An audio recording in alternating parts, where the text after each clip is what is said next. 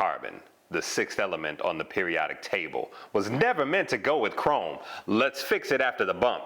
ROBBMAC.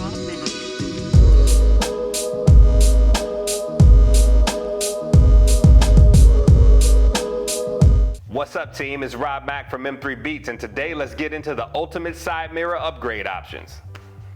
I can't do this. I need a shave and a haircut. Give me 1 minute.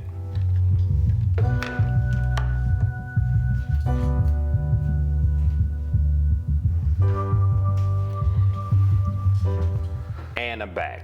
So I bought these carbon fiber mirror caps back in May of 2018 from RW Carbon. They've held up pretty great over the last 3 years, and if you guys have been watching my videos or following my Instagram photos, they actually photograph pretty well and you can't tell that the clear coat is faded. But these mirror caps are real carbon fiber overlaid over an ABS frame. For a mirror cap of that style, you should expect to pay around $200 for a pair. You can also find a dry carbon fiber version. Dry carbon just means that there's no ABS frame behind the carbon. You should expect to pay about double the price for a dry carbon fiber mirror cap.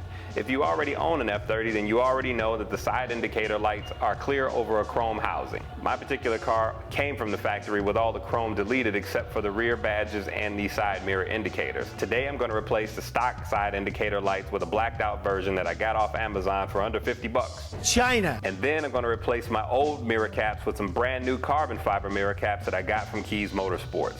This install should take you less than 30 minutes to do both sides, so let's get into it.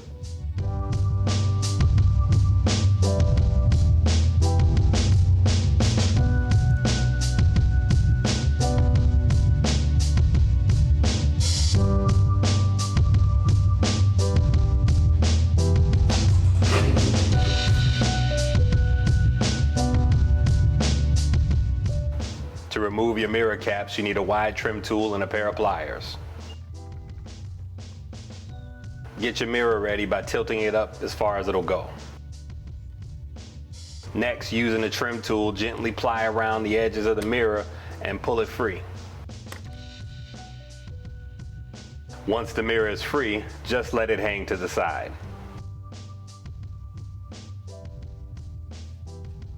Using a pair of pliers, squeeze the mirror cap clips together while pulling away from the outside of the mirror cap at the same time.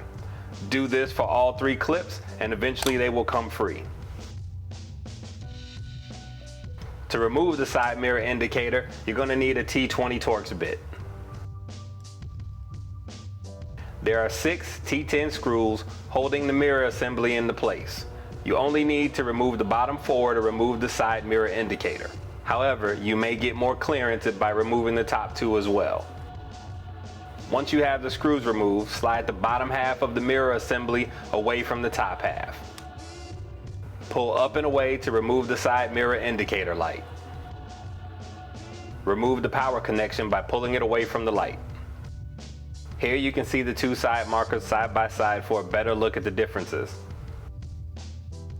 Reconnect the power cable.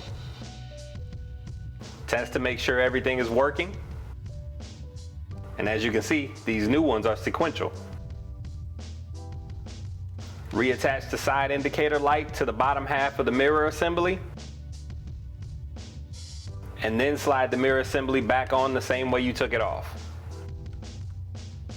The green wire that you see here can be tapped into one of the existing power lines to make this particular unit flash blue as well as yellow.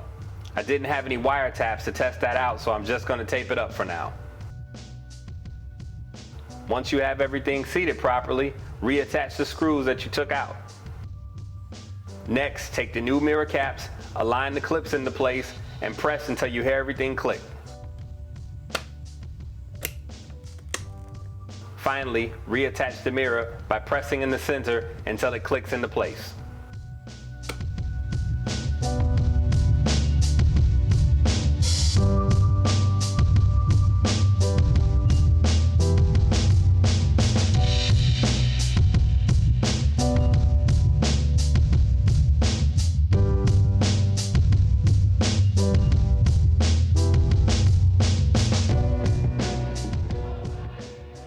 Thanks for watching the video. If you found the information helpful, don't forget to hit the like button, leave a comment, and subscribe to the channel. And don't forget to follow me on Instagram at M3Beats to see what I'm up to in between video shoots.